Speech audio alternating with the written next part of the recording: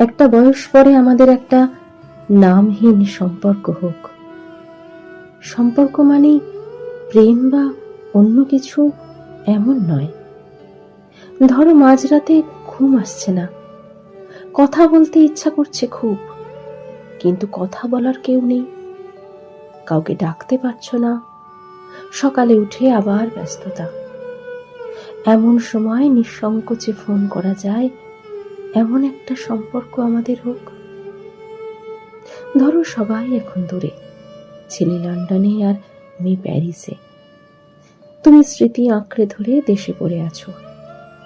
সপ্তাহে নিয়ম করে ফোন আসে 2-4 দিন, মিনিট 30 কথা, আবার সেই একাকিত্ব, শূন্য ঘর, টেবিলে রবীন্দ্রনাথ, কখনো শুধু শরৎবাবু। কিন্তু তুমি